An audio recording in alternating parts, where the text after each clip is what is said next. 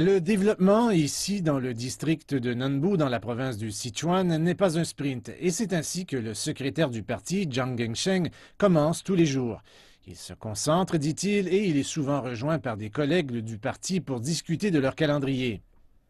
Un changement rapide et il est en route pour examiner certains des 300 projets actuellement en cours à Nanbu.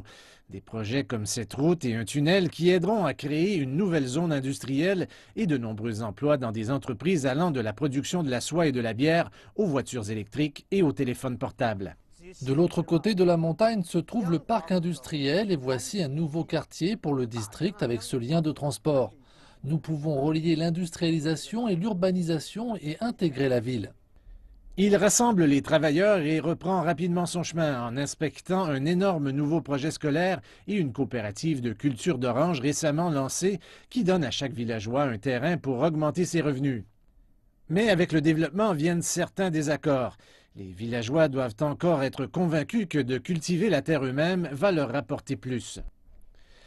Alors, ce que nous voyons ici, c'est une discussion assez intense où le secrétaire du district essaie de convaincre les agriculteurs de cultiver leur propre terre dans le cadre du projet.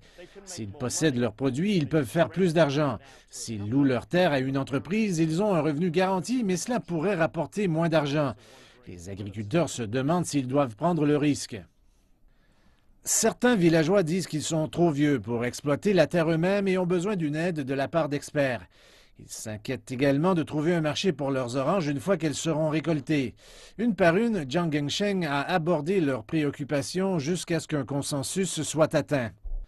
Ensuite, direction vers une école locale. L'année scolaire commence et le secrétaire du parti est là pour vérifier que tout est en place et que les élèves sont heureux.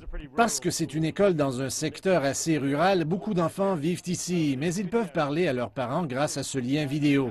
Le secrétaire du district parle également avec les parents et les rassure que leurs enfants sont entre bonnes mains et que c'est le début de l'année scolaire et que ça va être une bonne année. Lors d'une courte pause, M. Jiang me dit que les enfants lui rappellent ses premières fonctions en tant qu'enseignant pendant 8 ans avant d'être transféré aux autorités du district, travaillant pour différents départements pendant des décennies et finalement élu comme secrétaire du parti. M. Jiang me raconte aussi une histoire quand sa voiture a été piégée dans une inondation et que les villageois l'ont sauvé. Il a ensuite rejoint les villageois et a aidé à sauver les autres. Il dit que cette journée a cimenté sa foi dans les gens et leur potentiel. Je ressens profondément que les gens sont les plus aimables et les plus respectés. Ils vont vous le rendre au centuple. Cette confiance dans la population est relevée ici. Mme Yao est très émue alors qu'elle se souvient de la façon dont le secrétaire du parti l'a aidée, elle et son mari, à sortir de la pauvreté en surveillant personnellement le remplacement de leur ancienne maison par une toute nouvelle. Tous les deux sont maintenant employés dans cette coopérative de culture de champignons en pleine expansion. Leurs revenus et leur tranquillité d'esprit ont grimpé en flèche. Mme Yao reçoit également un traitement gratuit pour son cancer qui est maintenant en rémission.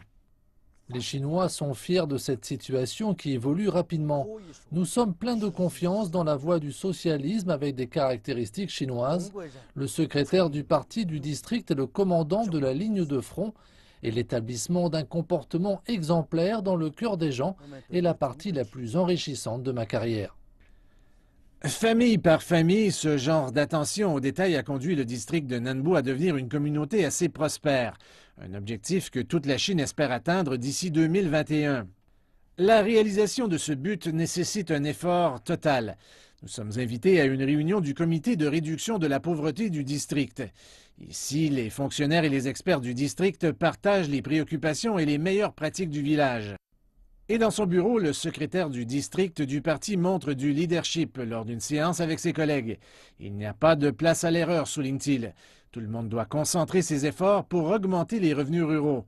Des cartes et des diagrammes tapissent les murs et enregistrent les progrès de chacun. Le district de Nanbu est parsemé de magnifiques paysages. Sur ce lac pittoresque, Jiang Gengsheng fait le point lors d'un moment de réflexion. Et les progrès continuent également dans cette partie du district. Des projets de tourisme doivent débuter sur ce lac dans les prochains mois, alors que des milliers de personnes qui viendront ici pourront voir d'eux-mêmes le développement de Nanbu et y contribuer.